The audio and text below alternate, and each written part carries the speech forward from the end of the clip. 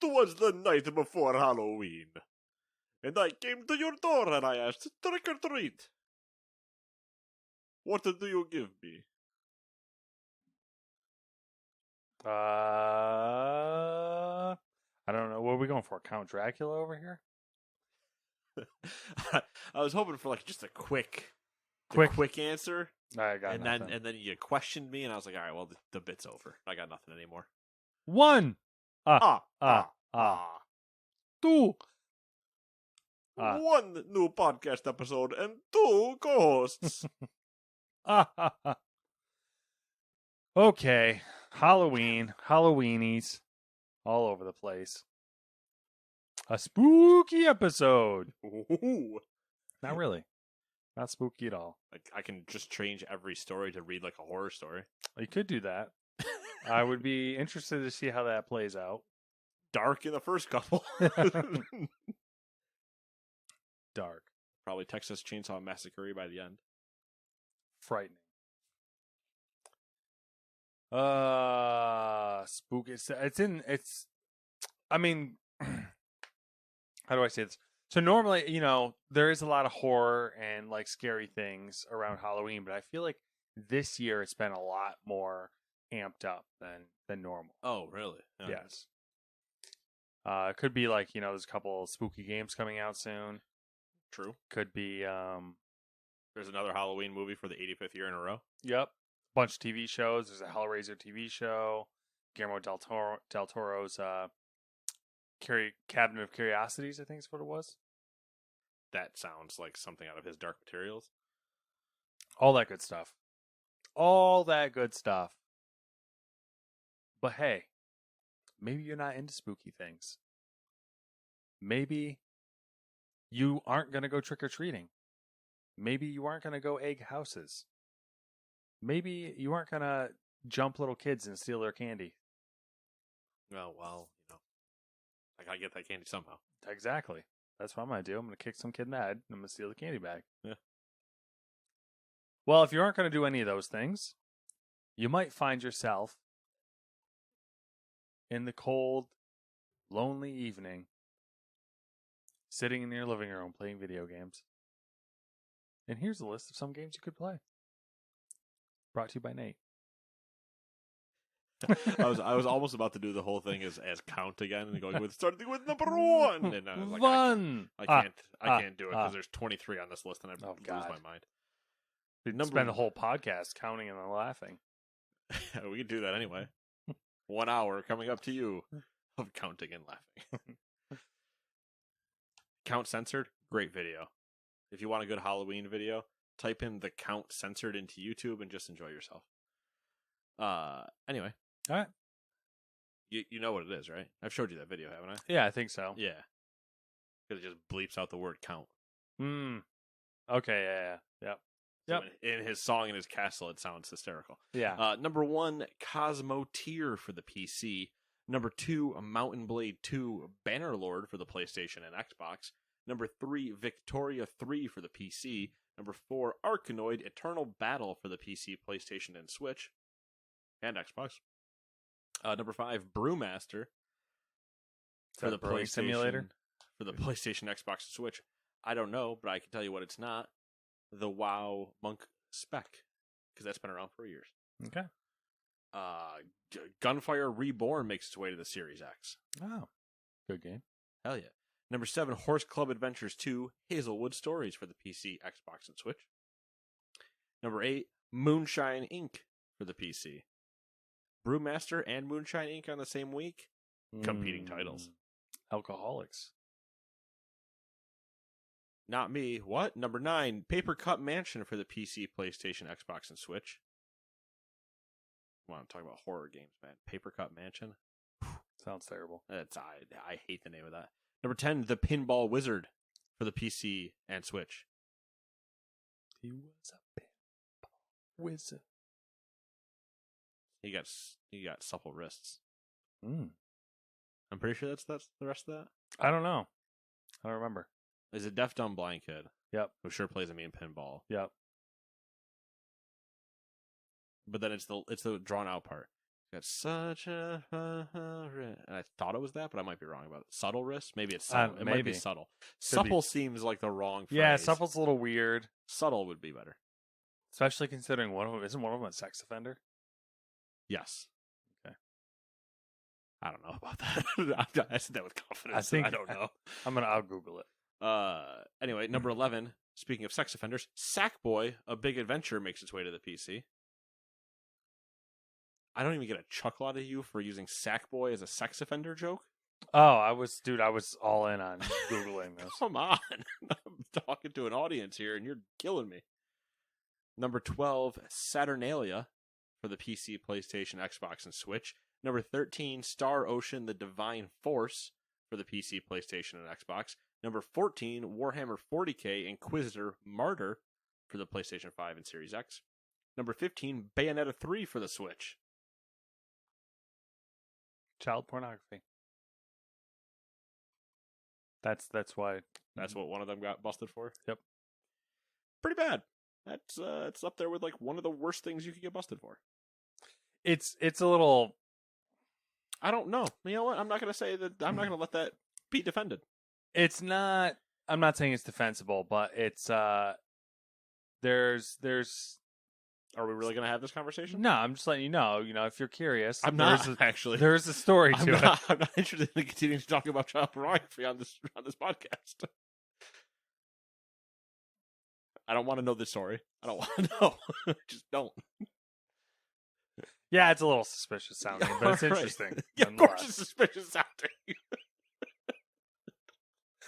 If it wasn't, I have more questions. Number 16, Call of Duty Modern Warfare 2 for the PC, PlayStation, and Xbox. That's getting a lot of love. Yeah. Modern Warfare 2. Yeah. We'll see if I get into it.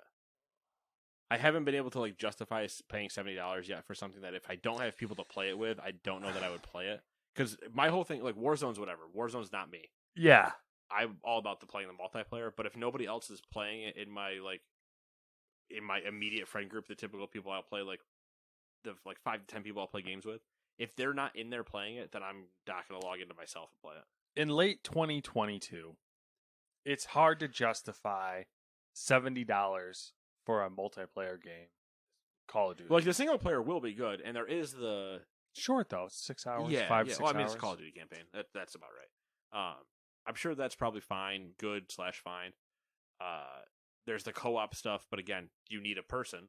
Yeah, and you need multiplayer. You need So a body, like, you know, preferably breathing. For this instance, yes. Yeah. The issue becomes if I don't have that, then I don't want to. Like, I'll shell out $70 for God of War and won't think twice. Yeah.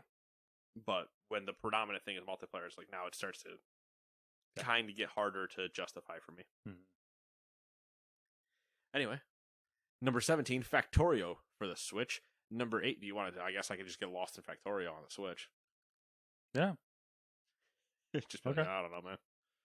I'm pain and suffering. I gotta move this factory around. Yeah. Number 18, Live by the Sword Tactics for the Xbox and Switch. Number 19, Resident Evil Reverse for the PC, PlayStation, and Xbox. And from what I hear, that sucks. Number 20, Resident Evil Village Shadows of Rose DLC is officially out. They've been pushing that one hard for a while. I'm hoping this is a spelling error. But these are the next 3 games are out on October 31st, but we don't record before Halloween. So I just figured I'd throw them out there. Well, we are recording before Halloween. We don't record on Halloween. I don't know if this matters because they would have been in the list next week, but I wanted to get them out there just in case you wanted some horror spooky games before Halloween. Insomnus for the Switch, Necro Boy, Path to Evil Ship for the PC, and The Unliving for PC. I like sounds of that for some reason. The Unliving or the Necro Boy? The Unliving. All right, yeah. We Boy. prefer the term differently alive. Oh, silly. Now, before we get into the news, I have to ask you a question and then tell you a statement. News who's? Yeah, go. What's up? Because I decided to check the feedback doc for the first time in like a year because nobody's literally left anything. And then I found these from a month ago, and I feel kind of bad that we never addressed them. Well, that's cool. You're a dick. You're not wrong. But the first comment was from Freddie, and I assume Mercury based on what the question is here. Use the song Crazy Little Thing Called Love and replace love with wow.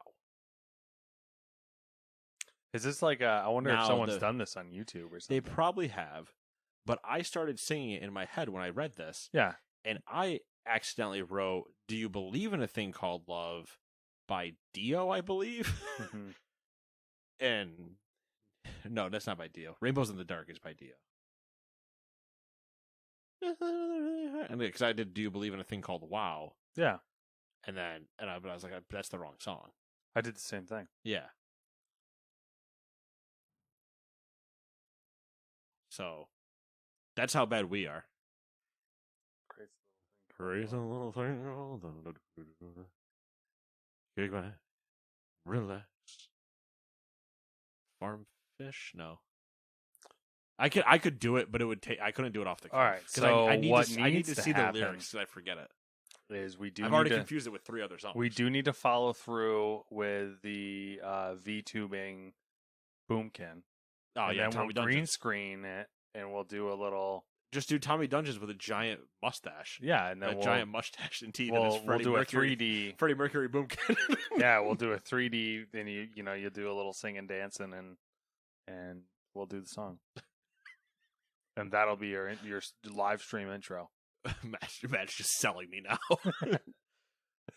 You're just Tommy Dungeons, and every now and then you're Freddie Mercury. Freddie Boomkin. Hey, Freddie Boomkin. Darling. I just imagine me as a boomkin to the beat doing "We Will Rock You," or it's just the. But it's a boomkin doing the stomp clap. It'd be so stupid. People would love it. I love it. The actual question, though, Matt, is: do you think the only people buying desktop computers are gamers? And that is from one known as Grand Funk Railroad. Grand Funk Railroad. I think there's essentially 2. I mean, the blanket answer is there's really 2 people who are buying, and it's a wide swath. Okay, all right, cast your net wide. I understand. You got gamers and you got creators. Well, that's I think what people are. Ooh, I like where your head's bidding at. them as. And I will challenge you that there's a third group you're not expecting. Third group using computers that doesn't fall under gamer or creator. Specifically buying desktop computers. Corporations? No, but that's a good guess. Schools. But I don't acknowledge corporations as people. People. Third group. The government does. I don't. I mean, what's the third group? Everybody else. Now that's a catch-all, and I'm a dick for using it. But more what I mean is your everyday person. It's 50-50. Like, I don't know, because the conversation would be, is, because it's phrased the way it is, is buying desktop computers. So the argument then becomes, are they buying more desktop computers or laptops? Like, what's the split? I would say laptops. Is it laptops? I feel like it wouldn't be. For the average person, yeah. I think 100% they're buying laptops or a tablet. Because, I mean, you could just walk into Best Buy and buy a desktop and leave. You could walk into Best Buy and buy a laptop and leave. Yeah. I don't know. That's right. It. I mean, you're right that it is probably laptops. It's probably like 70-30. Yeah, I would retail sale, because I think the building percentage is even less than that. Yeah, I think here's the nitty gritty of it as far as your thought process. I think the only everyday people who are not gamers or not some sort of content creator, and that I'm using gamers is the specific one. When I say content creators, I'm using the wide blanket. Like, we're talking editors of various kinds, programmers, like every creator. anyone else outside of that who's buying a desktop is a low income person, like a person who, Sure. because laptops are generally more expensive than desktops. But even saying that, there's super cheap laptops now, like super cheap. But laptops. I think you run into an issue at that point where you go, what are you using it for? Yeah, Because you can get away with a super cheap laptop, but your performance on a super cheap desktop will be better. yeah, for sure. But I don't think, Like I said, it just depends on what you need it for. no one's, the average person doesn't have that thought process. Like, we know that, but the average person doesn't know that. True. Now I'm curious. I want to know like the sales breakdown on desktops versus laptops. Or Tune in next week when Matt pulls the numbers from the latest sale things. well, I kind of assumed there'd be some sort of like this would be a topic at some point, and I'm not. So I was like, oh, I'll do a quick Google search, but Bold. I mean, in all, this is kind of timely because I'm running into this with my wife's. We need a new My PC. wife. My wife? No, we need a new PC for her to edit photos with, and like my previous gaming PC is so long in the tooth that it's fucking. I forgot how old it is. It's bad. Oh yeah. You're running the old one for her right now. Yeah. So we're like now oh we're god, that one is old. we're like trying to decide like What makes sense? yeah, what makes sense, because like it's a size thing too. She doesn't want a big desktop. So I'm like, oh, do I get like a NUC? Do I go like super, super small PC? True, Do you I, could go knock, yeah. I'm like trying to figure out like what the best like angle is that There's some to pretty cool attack. knocks out there too. There is, and it's just kind of the question becomes like, is an APU enough, or is there better value just throwing even like a low tier graphics card in there? But like you can get, so there's knocks that are yay big, right? Mm-hmm. I say yay big for everybody doing it at home. Make a square with your fingers.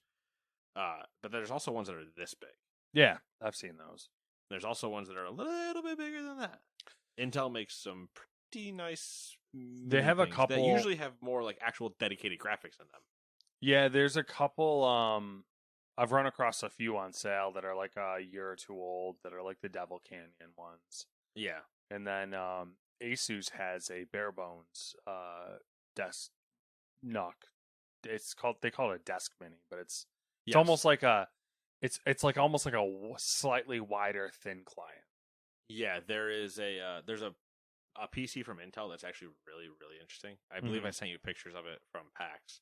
Yeah, because it is that deep, really. Mm-hmm.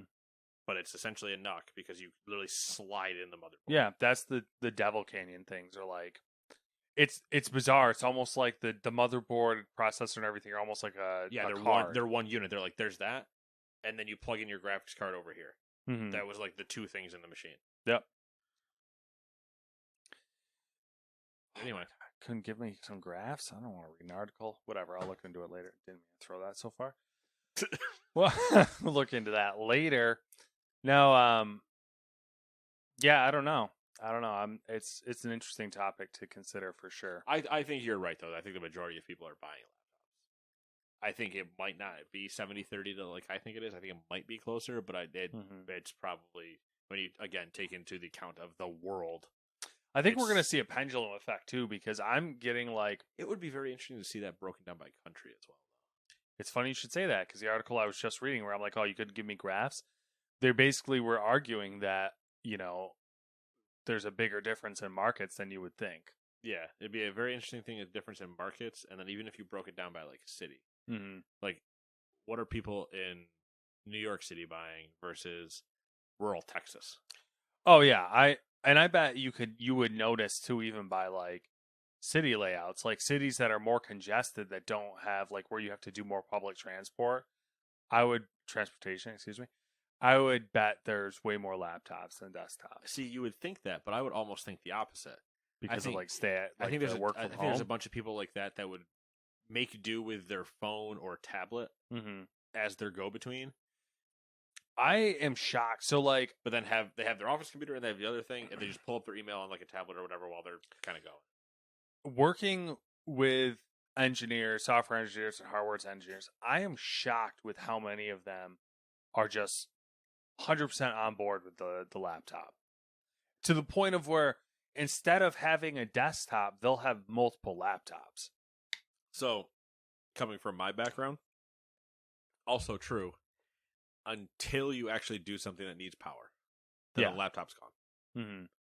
Oh, did you want actually dedicated graphics with discrete chips and yada yada yada? Laptop's out. Well, all of the it's fast. It's actually probably really interesting comparing the two because, or any of my guys running CAD. Yeah, like they're doing Desktop, that, whereas 100%. all of our development is all ARM based. It's all ARM cores. Yeah.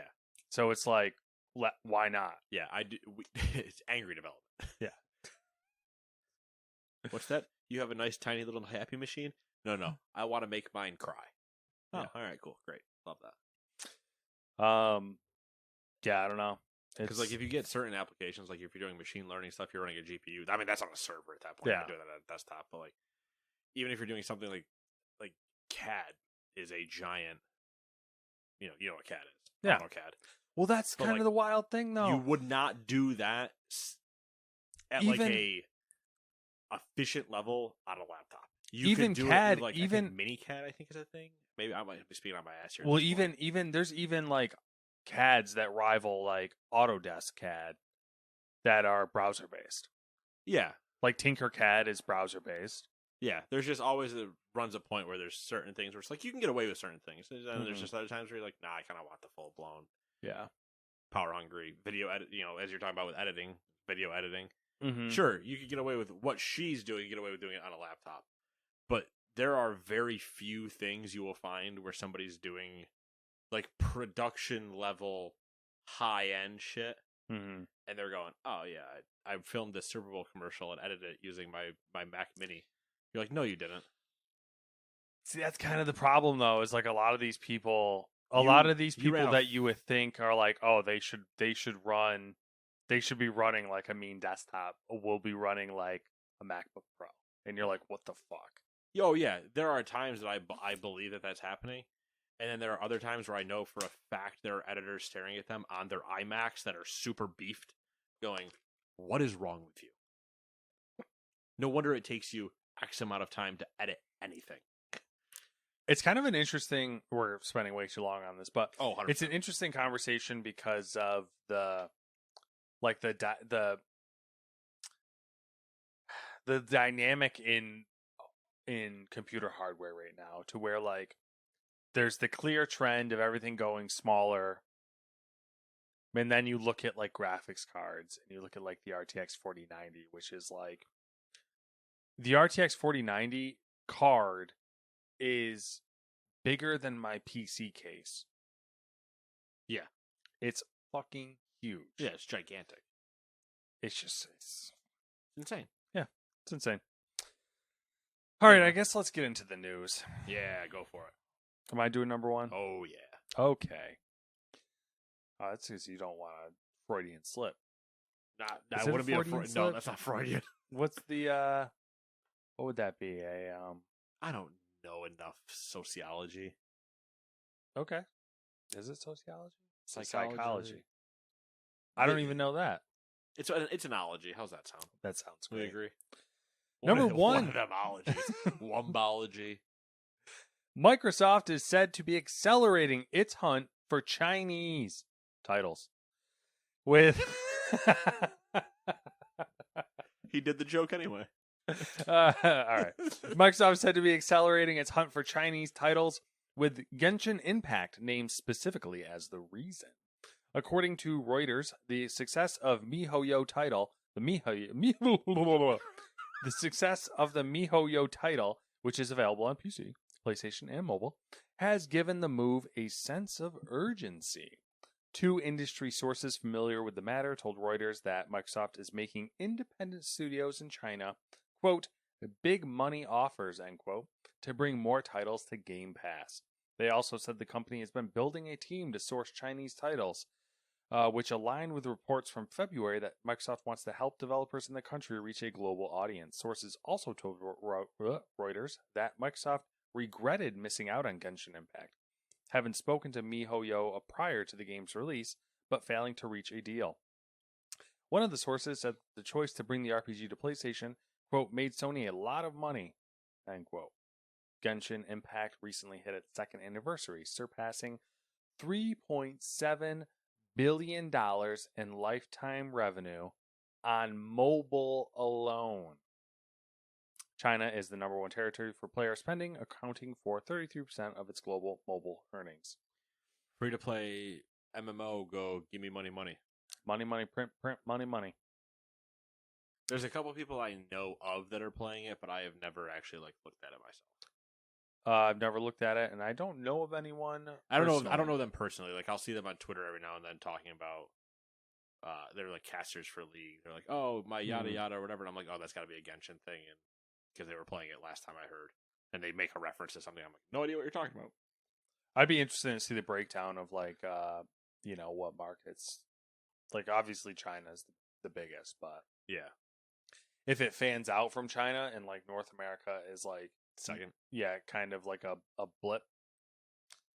Like what I would almost assume that's like China, Korea, Japan, like Southeast Asia, like those are the hot zones, and then North America is like lukewarm. Yeah. Do we have the Game Pass news in here later? There is Game Pass news later. Specifically the money part. Well, I guess it depends. If you're talking about how much money it makes Microsoft, I don't know if that's in there. That's not. It's towards the end. Actually, it might just be in the short stuff. It's not. That short stuff thing isn't the relevant part. Ooh. Anyway, so the Game Pass is actually profitable. Yeah. So that's just the news. So kick rocks, everybody that says it's not. You're wrong. It's profitable, and it accounts for roughly 15% of Microsoft's revenue. Yeah. Which is crazy. Yeah, for sure. And, well, we'll bring it up again because there's another point to that that's kind of crazy. Anyway, let's go to number 2 then. Number 2, Rocksteady has announced that studio co-founders Sefton Hill and Jamie Walker are set to leave the studio at the end of the year. The news was shared in an announcement by WB Games president David Haddad, who said that the pair will begin a new adventure in gaming together. Following their departure, Rocksteady founding member and director of production Nathan Burlow will become studio director, and Darius Sadeghian, I'm losing my mind. All sound good. Will become studio production director. Hill and Walker co-founded the company in 2004, which is best known for the Batman Arkham game series, as well as the upcoming Suicide Squad Kill the Justice League. The passing of the torch. Yeah. I mean, hell, that's a 18-year run. It is a long run. With a Batman series that is really good. Mm-hmm. Mm-hmm. Good run. Sounds like they're going to go do another video game thing. Interested to see what that is. Same. Number 3, Hero Capital has announced that it has become the main investor in Lorik Games, a studio recently created by former Mythic Entertainment veterans. Lorik Games was founded in March by Brian Johnson, Ray Soto, and Rob Denton, who was the co-founder of Mythic. Johnson and Soto are both veterans of the Dark Age of Camelot developer as well, having worked on the likes of Ultima Online and Star Wars The Old Republic. Hero's investment will go towards Lorik's debut title, which will be announced in 2023, with the studio due to specialize in co-op survival RPGs. I've noticed a trend recently, and it is co-op games, either co-op survival games or co-op shooters of some kind, but that seems to be all the rage, or is going to be all the rage the next couple of years when these games start to release. Yep. That's the new hot thing that'll eventually get beaten to death, and we'll be really sick of it, and then they'll move on to something else. Yeah, it'll happen when they when they declare single player dead again because all they're releasing is these, and then a single player game will show up and blow them out of the water in sales again. Yeah, they'll be like, "Oh my god, single player games are so amazing." Because we're just a games industry and we tout cycles. God. I hate those people. Number 4, Lulu Cheng Manas Meservery.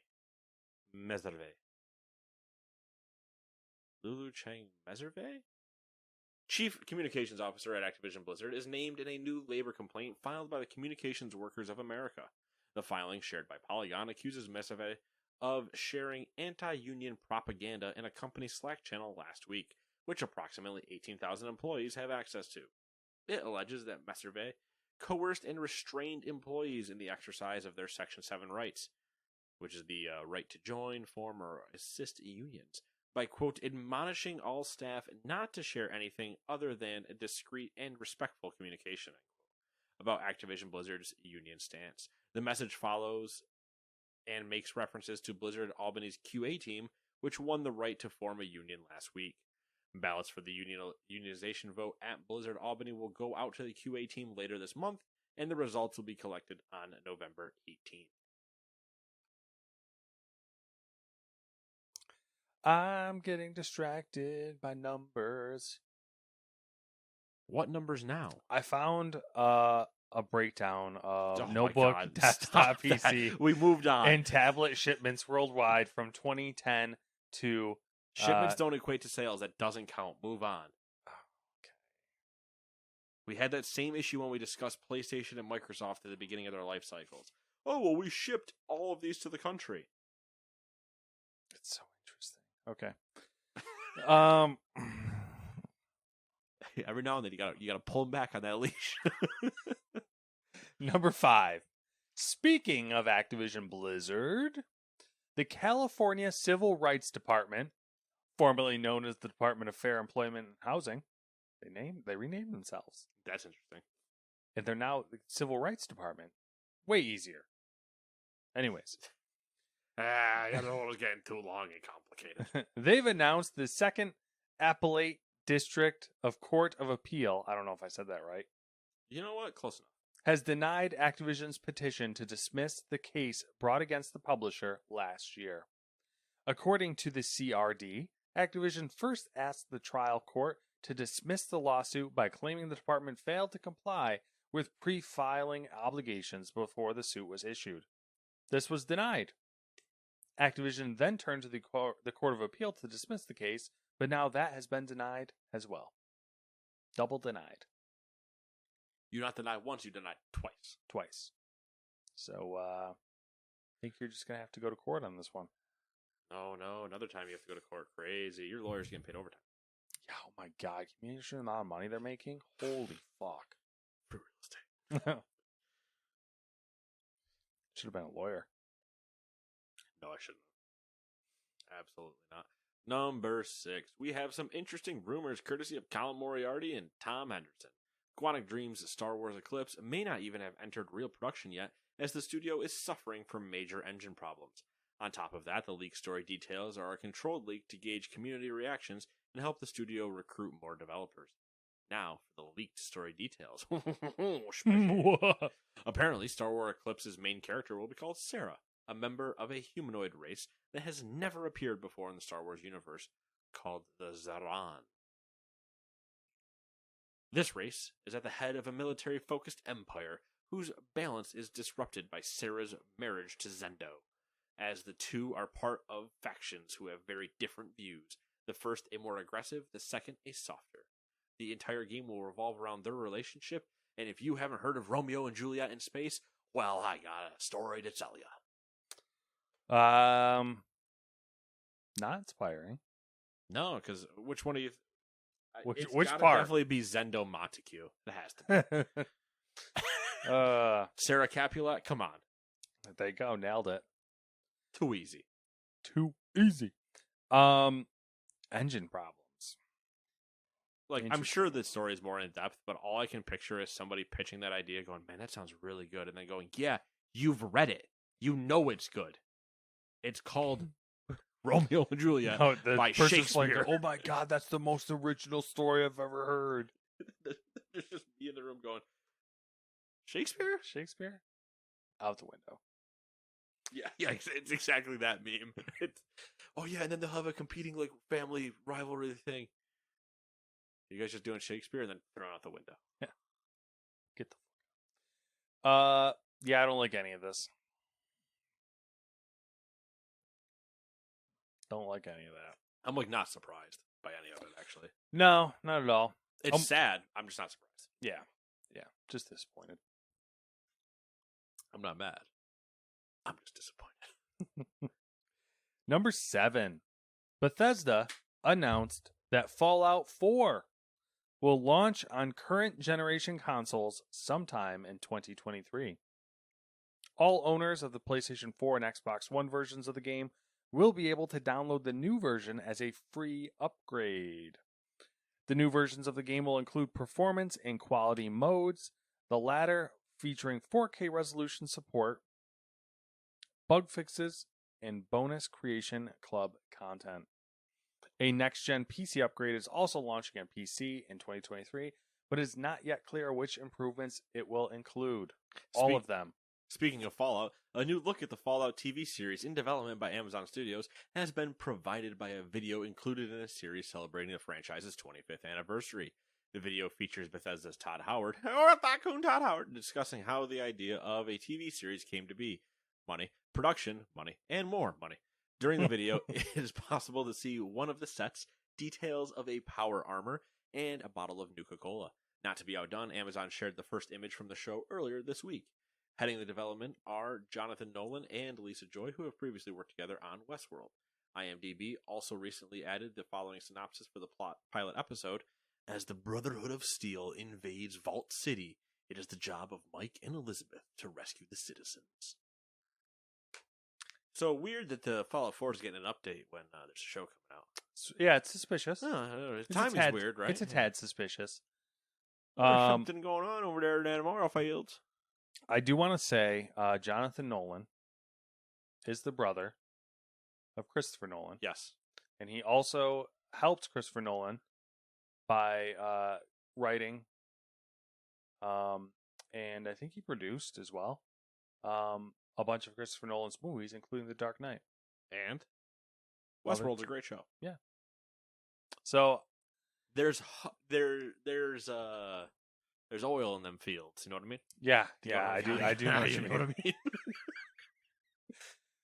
Between that and all the leaks, like there's been there's been a lot of leaked images from the show. Yeah. Even their first official image, I was like, man, that's the most underwhelming one. You should have just said the leaks are real. Especially the ones of the like inside the vault and stuff. I'm like, holy fuck, this it looks like a vault. Yeah, it's straight out of the games. So yeah, granted, most vaults just like shipping crates, but you did. Yeah, you painted it well. Yeah, weathered it and stuff. You know. Here's something like caught in my throat. Don't. Number 9. Speaking of 25th anniversaries, the Age of Empires franchise marked its birthday with its 25th anniversary live stream, which was packed with new info and announcements. The big one being the return of a fan favorite spin-off in Age of Mythology Retold. This is a definitive edition style remaster of the original game. It was also confirmed Age of Empires 2 Definitive Edition and Age of Empires 4 will be coming to Xbox consoles. The Relic Entertainment team has also been working on an Age of Empires 4 anniversary update. It includes 2 new civilizations, the Ottomans and the Malians. Who the fuck are they? Amongst a slew of other things. I assume they...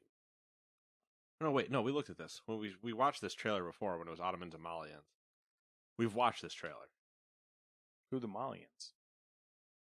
Do we know? The Ottomans, they're obviously. We knew at the time. I'll have to look it up again. All right. The Age of Empire 4 anniversary update launched October 25th. Age of Empire 2 Definitive Edition comes to Xbox Series XS and Xbox Game Pass on January 31st, 2023. A release window has not been revealed for the Age of Mythology Retold. West African empires. I remember us having to look it up. Yep.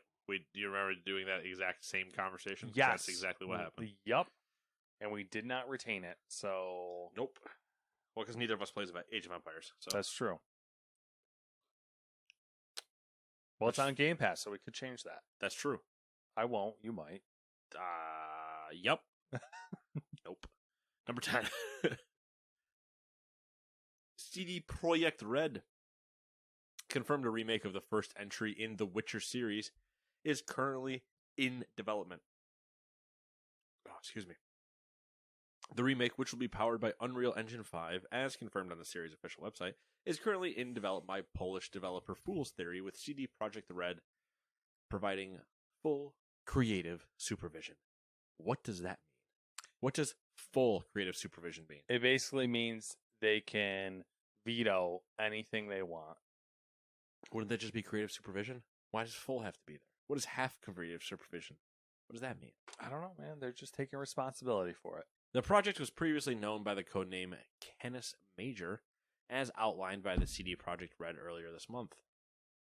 I keep saying the CD Projekt Red. Anyway, quote, "It's still early and we want to ensure that the game is created with the utmost care and attention to detail. Therefore, while we're excited to share news with you, we want to ask you for patience as it will be a while until we start talking about this project in detail." End quote. AKA, we announced this 5 years too fucking early.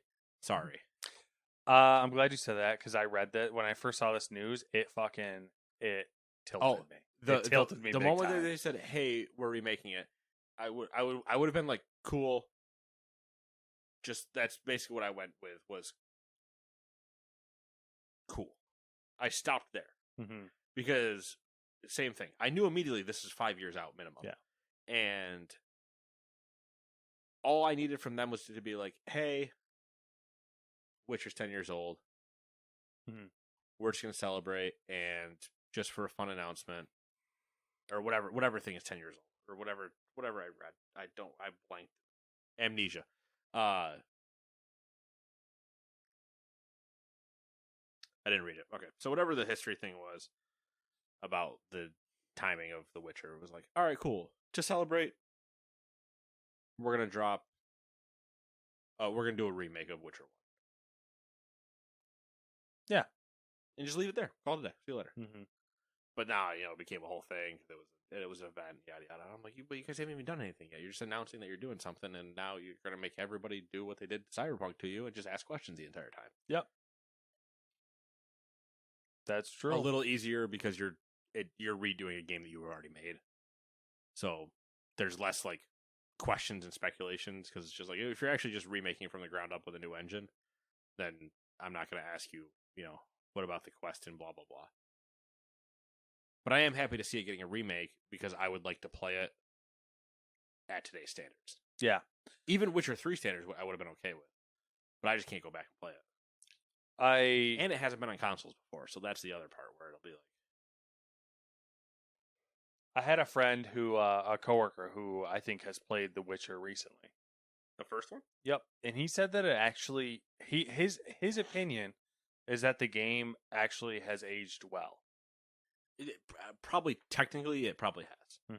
But then again, I'd also like to know what other RPGs has that person played. I think they almost exclusively play RPGs. Like if you're going to tell me that it holds up to God of War from 2018, I think the idea I would argue with you that it doesn't. I think the idea is that the style, like the gameplay and the style of the game, holds up.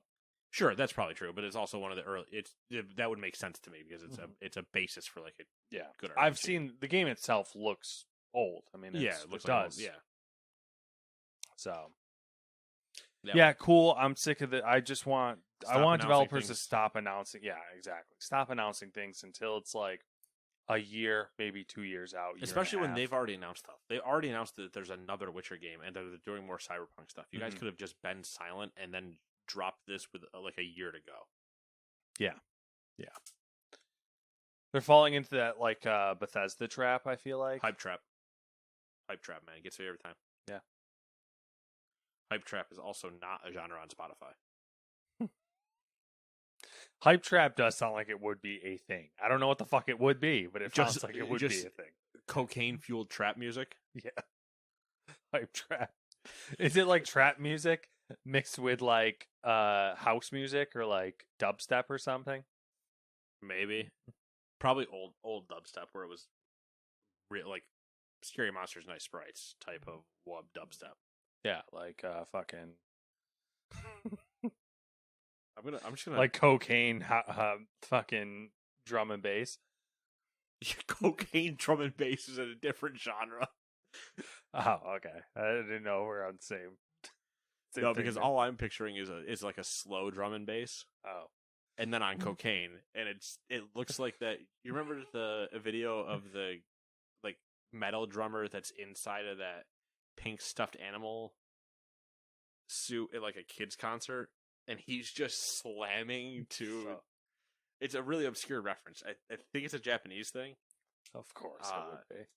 It's some like kids concert that you'd almost see at like the state fair going on for some kids thing, and he's like a metal drummer or whatever in it's must be like a costume band, and so you can't see them because it's just a giant like pink bear playing the drums or pink whatever, and he's just doing triplets and double bass pedal and just slamming the drum kit like a psychopath, and I just picture that being cocaine drum and bass. All right. We'll have to. I'm gonna find it. Also, there is a playlist called Hype Trap Rap. I'm not gonna play the playlist, but let's see what the first 3 songs are. Act a Fool, Rick Ross, New Slaves, Kanye West, I Need More, Chief Keef. Come on, this is Terrible. Trap Hype EDM. There we go. First song Twerk Star. Second Toka featuring Timmy Trumpet. we found it.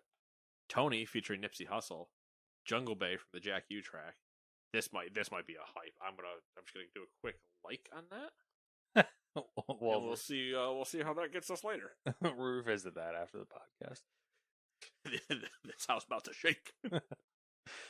All right, number 11. Earlier this week, a role advertised on a job recruitment site stated that Sony was, quote, building a new internal game development team in partnership with PSS Visual Arts, end quote. The San Diego-based support studio, which recently contributed to The Last of Us Part 1. The job listing later stated that the unannounced project was being developed in collaboration with Naughty Dog. According to a Bloomberg report from last year, Visual Arts wanted to remake the first Uncharted game, but the project was apparently deemed to be too expensive and time-consuming, so it switched its attention to this year's remake of The Last of Us, a release thought to require less additional design work. No shit. Yeah, 'cause Sorry. it's brand fucking new. Sorry. Continue. The same publication claimed that at one point, another Sony studio, Days Gone developer Bend, was at one point assigned to work on a new Uncharted game with supervision from Naughty Dog. That's true. We did know that as well because we've forever made the joke that every studio Sony owns, Bungie will become a support studio for Naughty Dog. Yep. There was more recent signs that Sony could be planning to revisit the Uncharted franchise. Earlier this year, a newly appointed recruiter at Naughty Dog claimed she had been hired to build, quote, future teams for not only new titles, but for the legacy of Uncharted, end quote. So,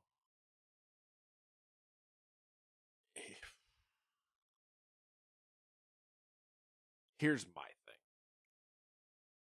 And I'll say this. All right, Nate's thing. And we'll we'll on. see. We'll see if. Oh, okay. I guess I don't. We're not really going to move on, but We'll see if it aligns with my thing. I won't elaborate. Okay. Uncharted as the series Mm-hmm. can only go in 2 directions. Got it. Now, this is from me not playing or finishing an Uncharted. Shocking. I started one, made it like a quarter of the way through, and I was like, I can't do this. So was it the original one, or was it like the collection one? Okay. All right. That makes a lot of sense. So now I will say this part. You know how we were talking about how The Witcher, someone's opinion of The Witcher was that it aged well? Yes. I know for a fact 1 does not age well. Uncharted 1 did not age well. Yeah, no, I know that. That I've had that verified to me from other people where I'm like, I know 2 and 3 are goated. What the hell happened to 1? Anyway. That collection. 1, 2, and 3. Don't touch 4. 4 is fine. Mhm. Is there a 5? No. Don't make a 5. That's part of this plan. Don't make a 5. Don't make another side story either. What the hell was that? Lost Legacy? Just leave that. It's good thing. Just leave it over there. If you're going to do something like that again, fine, but like, whatever. Don't make a 5, but remake 1, Just 1. 2, Oh, and 3. okay. Start with 1. Do your Last of Us plan starting at Uncharted 1, where you should have actually done it instead of The Last of Us. That you should have done Uncharted at that point. So, yes, my thing is that you blew your goodwill remaking The Last of Us. And then you've lost your privileges To remake anything. So I don't want any more Uncharted. I don't want a new Uncharted. I don't want a remake of an Uncharted game. I don't make a new thing. Go I don't- fucking make it. Go lock yourself in the goddamn closet and go make something new. So, 3 options. And I'm fine with that one. That's one of the options. Okay. One of the options is 100%, which I think is the correct call. Lock yourselves in the cabinet. Go figure something out. And you're not allowed to... The only thing you're allowed to redo is Jak and Daxter. Yeah, that's fair. Because That's that is far enough out of anybody's acknowledging that you made that wheelhouse Mm-hmm. that they'll be confused why Troy Baker looks like a ferret. Yep. Or whoever you get to voice it, but let's be honest, it's going to be Troy. Yeah. That's fair. I'm just picturing Troy's hair, but on Jack. And it's just like, yeah, it makes sense. I mean, it works. So if you're going to remake that one, no one can complain because nobody even associates you with that anymore. Yeah. If you are to, the other option is to remake Uncharted. Starting at 1, from the ground up, do what you did to The Last of Us when you literally made the worst call you could have made by remaking The Last of Us. Mm-hmm. Then do 2 and then do 3. Yeah. But don't you do them directly. Which you I can, think you can directly do 1, but then I think you pay off 2 and 3 to somebody else while you remake Jak and Daxter or make a new game. I would imagine what is going to happen realistically based on what we just read. I think what is going to happen is that I think a secondary team that's an outside studio or visual studio or whatever the fuck these people Blue Point are going to make a remake of Uncharted 1 under the supervision of Naughty Dog. Neil Druckmann. Yes. Nobody else at Naughty Dog matters. You know that. Yep. Ah. So, yeah. Which that's fine. But then we go back to the other thing where Naughty Dog, you're only allowed out of the closet to supervise that back in there until you come up with something new or you agree to redo Jak and Daxter. I think this is going to become a joke for us though, is because I think you're right. I think they're going to remake 1, 2, and 3. Yep. And I think they're going to do it concurrently, and it's going to be Blue Point. It's going to be this visual. Who is Visual this? Studios. It's going to be the San Diego Visual Arts, and it's going to be this new studio that they're making.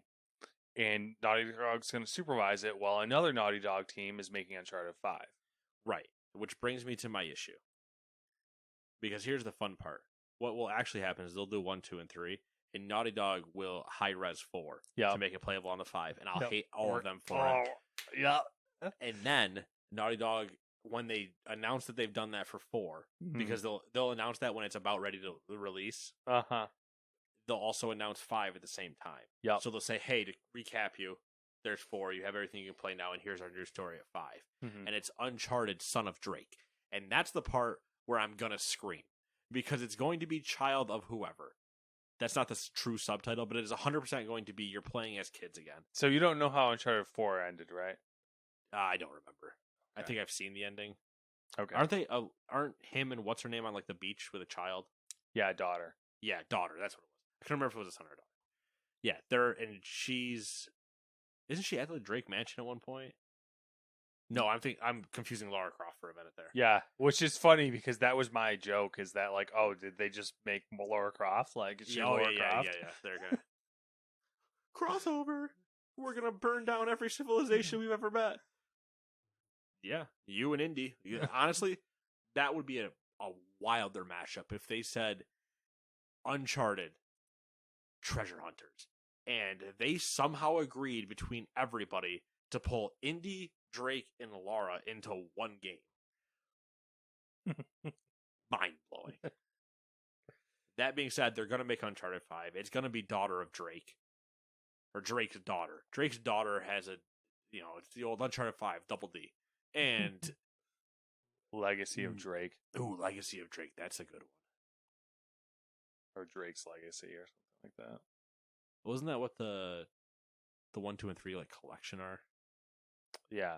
The something Legacy. There's a side game called The Lost Legacy. Yeah, side game, yeah. But yeah, so if it's Drake's Legacy or the Legacy of Drake or something, and it's going to be, oh, here's the kid. Now, if they do the way I want them to do it, which would be the very fun way to do it, you kill off Nathan Drake immediately. Mm-hmm. He starts 5, and Nolan North's character is dead. Jeez.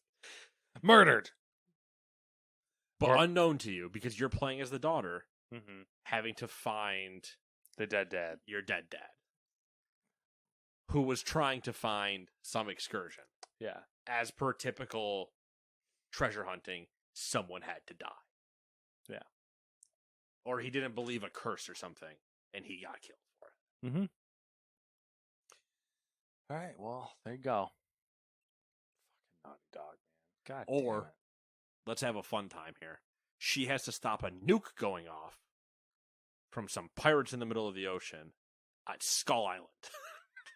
And she finds Kong. All right.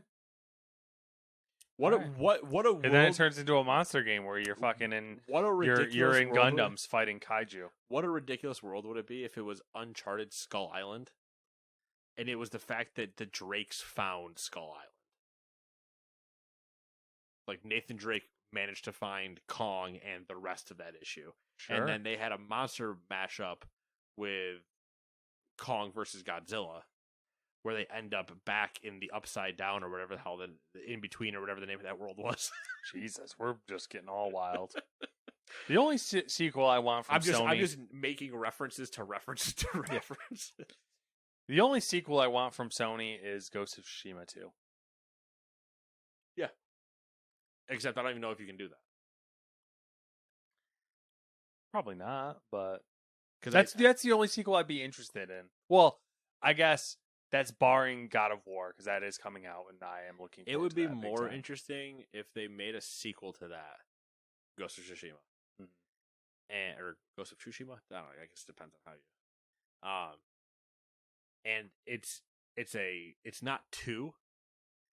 It is now like Fighter of Mongols or something. Because it is now you going, I'm not fighting on this island anymore. I'm going to go kill him.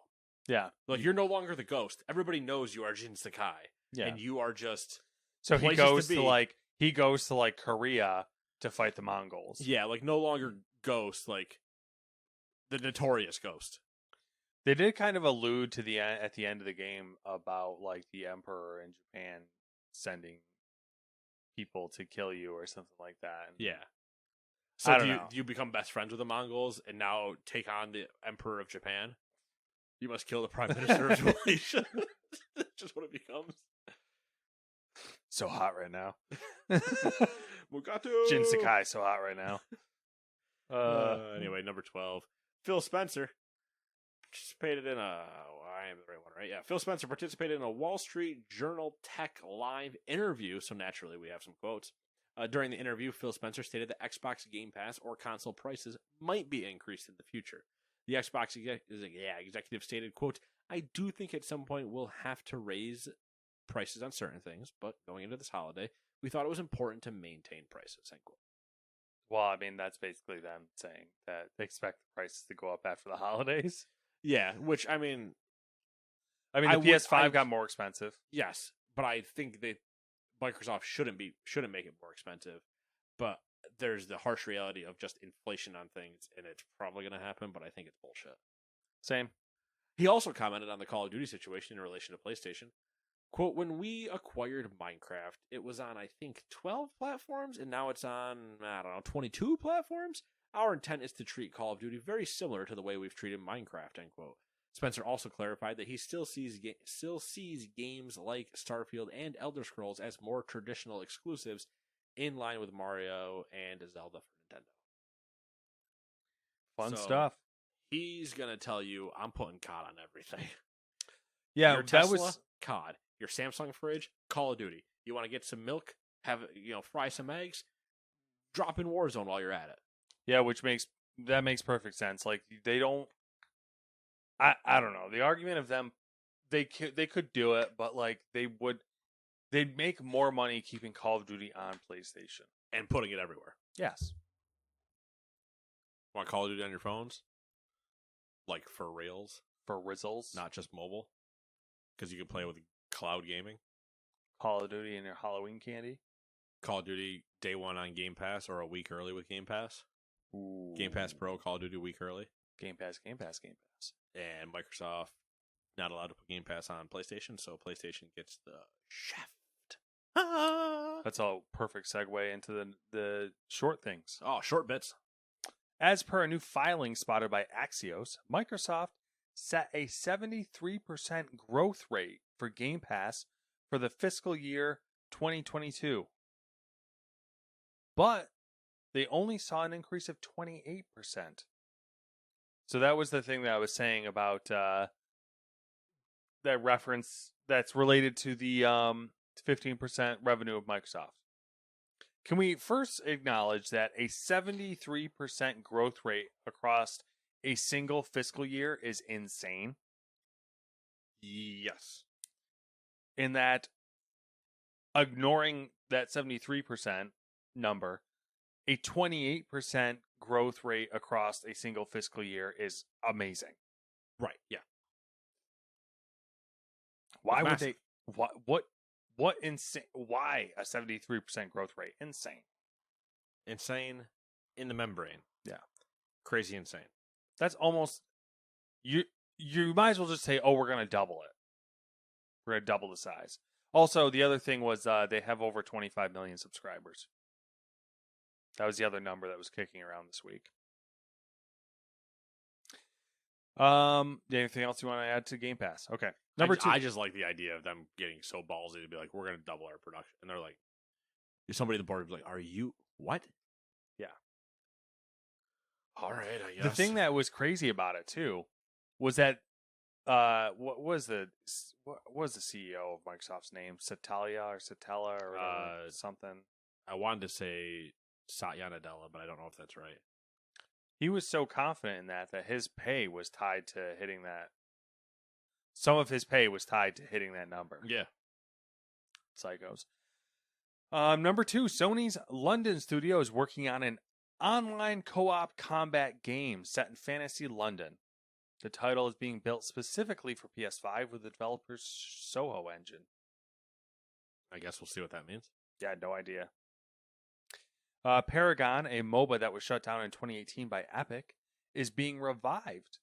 Spotted by PC Gamer, the defunct MOBA is being reborn as Paragon the Overprime. It's being developed by South Korean studio Netmarble and PTO. And will be free to play. Will be a free to play action MOBA. That'll be interesting to see how that gets received. So I know a bunch of people were pissed when it got shut down. Yeah, I guess they shut it down because of the success of Fortnite. Yeah, but it's like, so if you're going to turn it back on, do I get everything back that I unlocked? That's a good point, actually. That's what I mean. Like, that's where it gets very, I don't think so. It gets very weird how they want to dice that up because I assume a Paragon player would be pissed. Yeah, you shut it all down and then you turned it back on, and I don't get what? From the article I read, essentially, Epic handed all the assets to this developer and said, do with it what you want. So I'm assuming they wouldn't, that would be a whole nother project to try to. Yeah.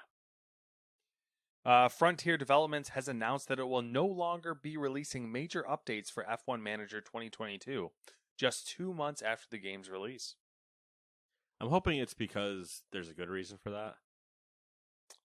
The reason for it is they're just focusing their on 23. Yeah. Okay. That's fine. That's a good enough reason.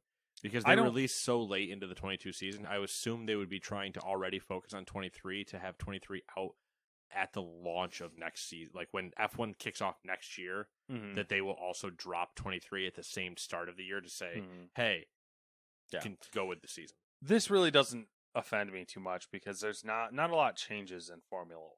Like there's not much you'd need No, to. but when you get to the manager stuff, it becomes so like FM Football Manager does major ones every so often, Yeah. but it's to do stuff with like the engine usually specifically of like how things are being played. Like if something's getting cheesed, where all of a sudden you find out that this is like way too powerful, it's like that's not how that would actually play in real life. So they need to like tweak their match engine around certain formations or whatever not working as intended or yada yada. So it's like as long as nothing gets found out, and I don't know if there's even an online in F1 Manager, because if there was an online, that's usually where the issue comes in. But if it's just like, oh, going balls out with and swapping tires can just frequently hurts nothing. Like you automatically win the race. It's like, okay, well that's got to, there has to be a tweak there. But maybe I would consider them up major. Maybe they don't. Yeah, they're still doing patches, obviously. Steam has hit a new record this past weekend: 30 million concurrent users. A lot of users. That is a lot of users. Also, Dota International though is happening, so that'll bring up numbers. Good point. Sega has opened a new office in Singapore to boost its activities across Southeast Asia. Sega opening a new office in 2022. Did you have that on your bingo card? I did not. The dispute between Disco Elysium developer ZAEUM, I don't know if that's a way to pronounce it. I don't know. I was going to say Zaum. Zaum, I like that. And its former staff appears to have escalated as reports emerge of a lawsuit filed against the Estonian studio. Telemur, a company that includes the author of Disco Elysium's novel and designer of the game, filed the suit. Uh-oh. According to Bloober Team's president, Silent Hill 2 Remake has been in production since 2019 and is currently in late-stage production. Square Enix has filed a trademark that suggests they might be reviving their Parasite Eve series. Parasite Eve was a game that came out on the original PlayStation in 1999.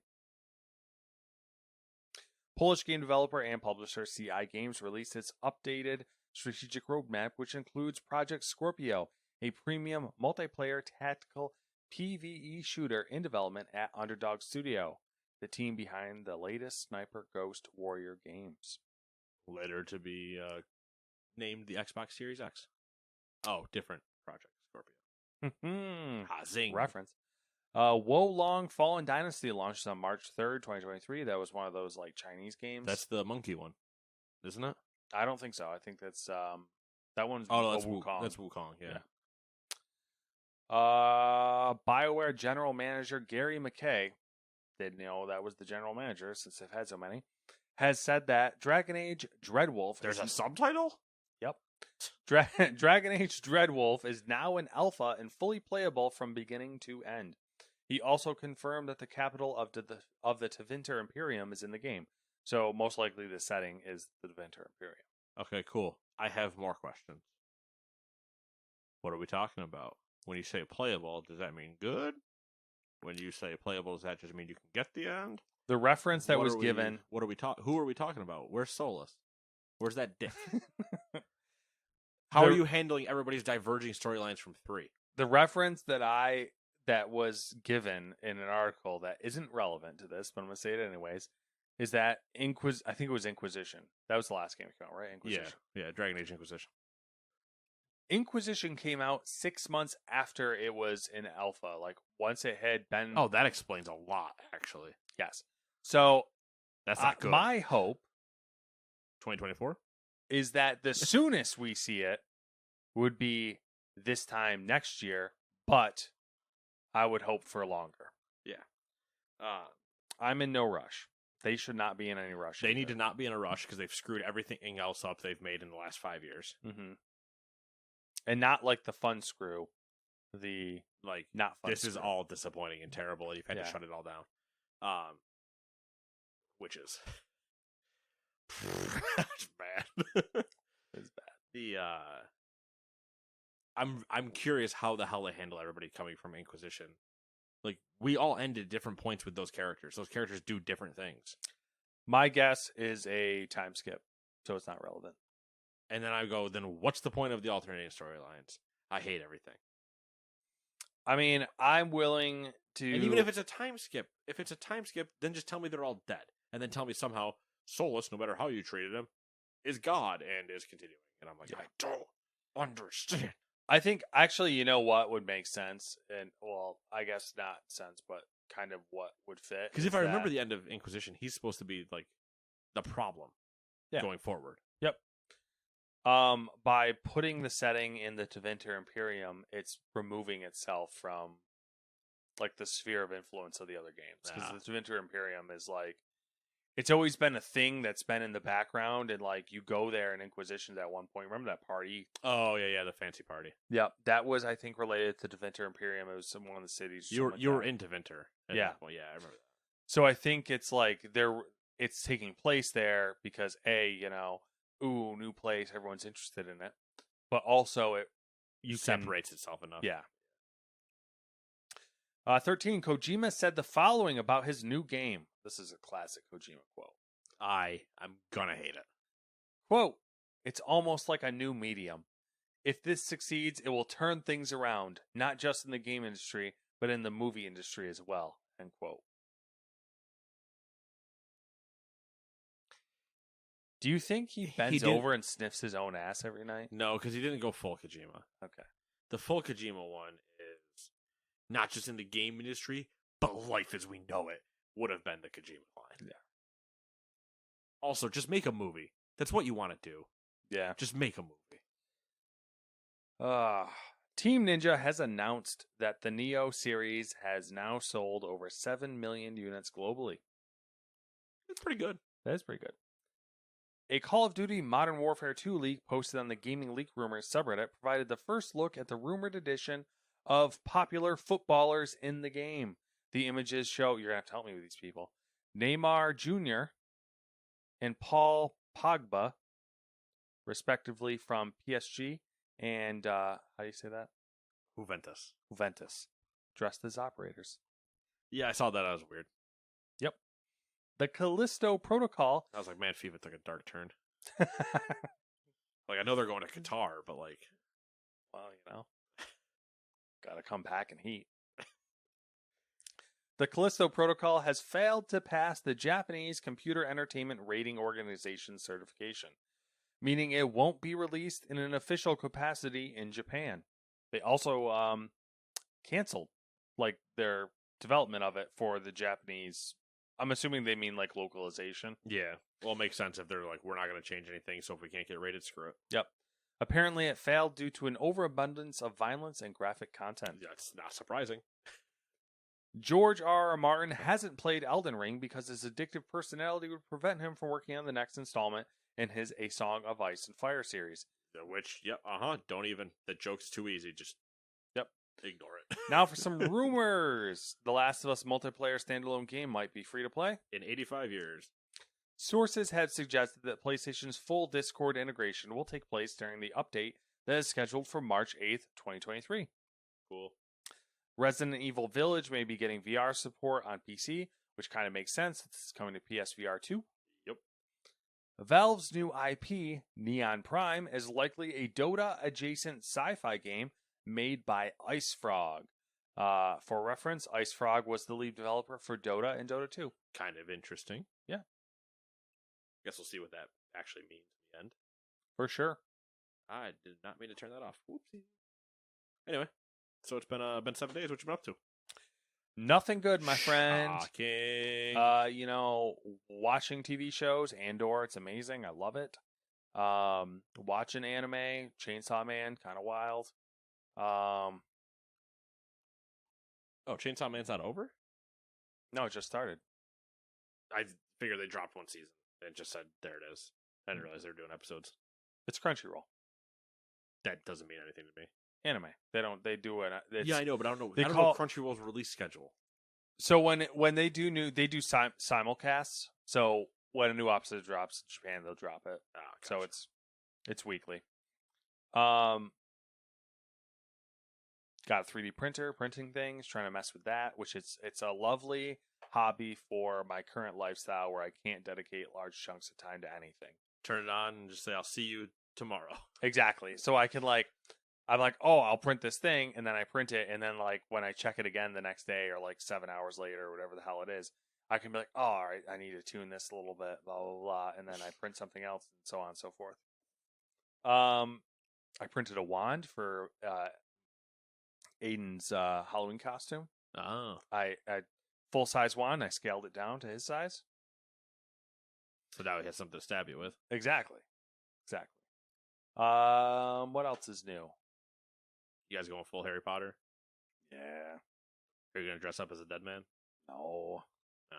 Samantha did it, so we're all just wearing house. Oh. Like she's, No Hagrid for you. It's head nice. She's. You should have dressed up as a Dementor. Oh, It just so good because it's just like just a blanket. torture people. Yeah. Walk up and just aggressively try to suck their face. Well, if I had gotten a 3D printer earlier, I could have just like printed like something cool like Stormtrooper armor or something, and done like nuts. That's true. A But Nazgul helmet would have been interesting as well. that would be a good one. I don't know. That's about it. Oh, I started a new book. This one is, I can't remember the name of it, but it is the story of how do I explain this? It's Pacific Theater World War II again. All right, could have guessed that. Iwo Jima and some other battles, but from the perspective of Japanese survivors.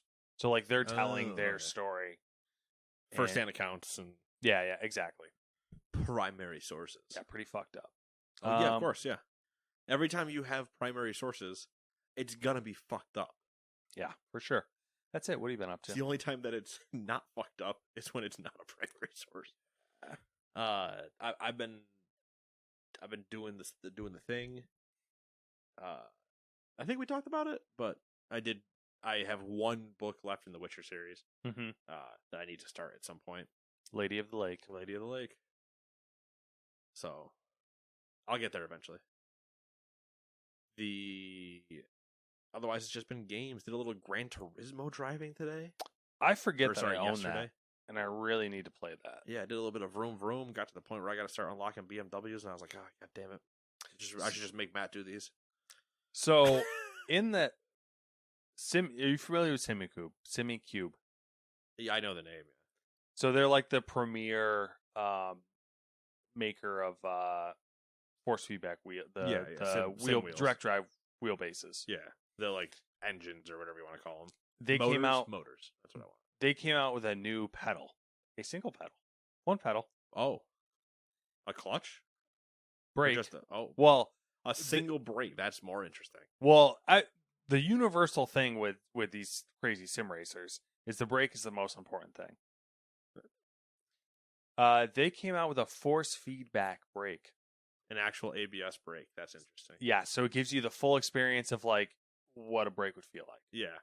So sim racing world going nuts, obviously. $400. You think they were going to tell you the price? $1,000. I would guess honestly. Well, no, my guess would be, somewheres between. Honestly, my guess is somewhere between $700 and $1,000 for a brake pedal, boys. Yep. Woo! It's a lot of money. Mm-hmm. Anyways, continue. Yeah, so a guy was just driving around in that for a bit. Had a fun time. Got pitted by the AI in one race. Now, I was just like, Matt is not driving this AI. That AI. Managed to come back and win, though, because I got double. So I got pitted. And as I was spinning out from a pit, I got hit by another AI, which put me back straight. And then I went from first at that point to third. And I was like, I'm coming for you. I'm not going to pit you because that might screw me up. But do I want to? If this was any other game, I'd T-bone you into a wall. That's great.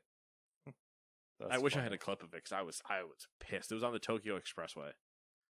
And I got pitted going around a corner, and I was furious.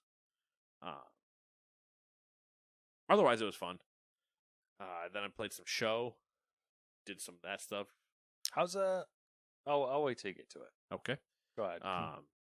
And then I played a little game called WoW. That's where I was going to ask about. I knew you were. I was going to ask how's that going with pre-patch? Not bad for me. Okay. Is there complaints from people? Oh yeah, but I mean, I'm assuming WoW. I've seen the memes, so It's another week, another Yeah. complaint, another list of complaints from a bunch of crybabies. yeah. Um, I see the meme going around of like, player base. We want new UI. We want these changes. Then Blizzard like, oh, we changed the UI and we may change these things. And then player base, why did you change these things? Like Yeah. that whole meme. there have been a weird amount of people that I've seen on Twitter that are like, "Oh, just give us an option to have the old UI," and I'm like, what demented world do you live in where you think that's a good idea? I understand you being like used to something and not wanting change, but that old UI was functionally garbage, and you needed a bunch of things to make it work the way you think you do. Like you're so wrong. I cannot express to you. I don't have the correct words to tell you how wrong you are. Yeah, it's a wild. I don't even know. It's just a wild concept that they're just like, we'd like the old UI back. I allow you to complain about like maybe broken features in the new UI. That's okay. I understand that. But to tell me you want the old UI back, you're wrong. You're just wrong. That's crazy. Especially considering you could probably replicate it. You can get pretty close. You throw some add-ons on, you can pretty much get there. Yeah. But I'm like, what? They're like, oh, I used to look in just certain spots for certain things, and I'm so used to. Okay, then put them back there. What are you talking about? They're just, I can't be. And the other thing that has pissed me off, and it's nothing to do with the game itself, because I haven't had any issues on pre-patch. The only issues I've had aren't even actually issues. They are like my weak ores and stuff not being updated. Yeah. But that's just waiting for third-party people that probably aren't getting like paid enough to do their development to be able to actually do the updates and stuff. So it's like, yeah, whenever you guys get done with it, hopefully it's ready by the actual like launch expansion. But I can play the entire game right now with no issue. Mm-hmm. For me. Yeah. Certain things are annoying, certain things aren't, but I can function, so I'm good. That's not to say that there's no issues. There's just no issues for me, which is my preferred way, if you know what I mean. But there have been multiple people that have shown up in like Discord channels that I've been in or whatever that are just starting to just ask questions. And this has always been happening, but are just asking questions that I want to scream, fucking Google it. Yeah.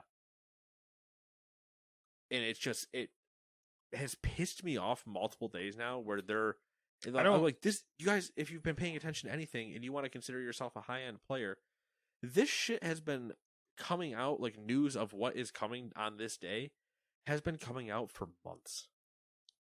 I don't think that's I don't think that's necessarily like a WoW specific thing either. No, it's not. But it's just like, dude. I've noticed that trend recently in multiple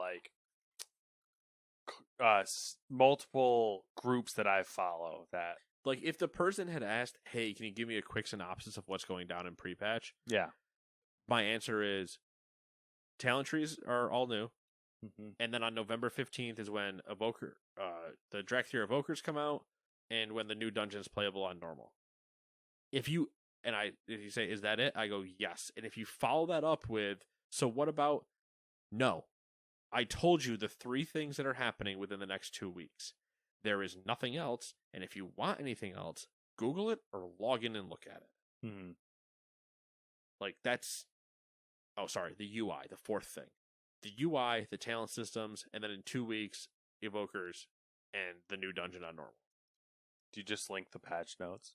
I have come so close to just dropping patch notes on people because Do I've people? I sometimes I gotten wonder irate. if people like forget that patch notes are like a thing. I got to the point where with one group I was in a channel in one Discord, and then there's the group of us that all like to be with each other we were in another Discord, and I was messaging in the other Discord.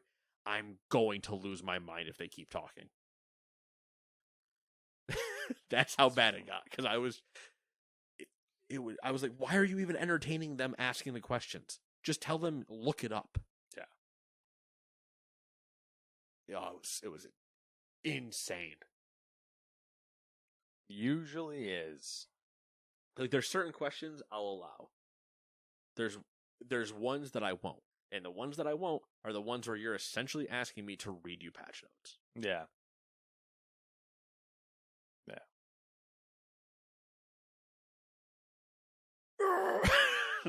It's like the ultimate form of, hey, do my work for me.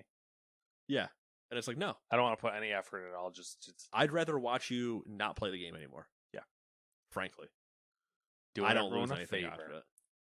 Yeah, you're just helping all of us out that don't want to deal with you anyway. All right, yeah, anyway, that's what I've been up to. I think my rant's over. I'm good. That was Nate's TED Talk. Thanks for coming to my TED Talk. Pre-patch is a fun time, though. Certain things are a lot of fun because you can do some. So I think it's a mistake, and I will stand by the fact that I think it's a mistake. They left legendaries, covenants, and conduits, or I guess by respect of conduits being on covenants, or by covenants being on conduits are obvious, but they left covenants and legendaries on, which means that you can do some really dumb combinations of things. Mm-hmm. And I'm like, that is a horrible idea for a month worth of tuning where you're going to go, oh, well, this and this and this and that. Oh, it looks like these things are really powerful. Like, just turn it all off. Let us only play with the new stuff going forward. It's just going to cause too many issues. Like, just turn that shit off. I mean, maybe they did it for experimenting. Like, they were just like, we're curious. But certain things just break. Like, it doesn't function well at all. They should have just turned it all off. Mm-hmm. And they would have been fine. Yeah. Yeah. Because they put some conduits in the talent trees, or they put some covenant abilities in the talent trees.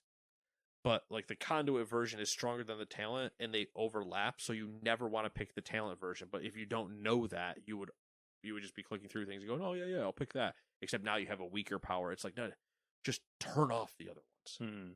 Don't even make it a thing. So certain things are really annoying.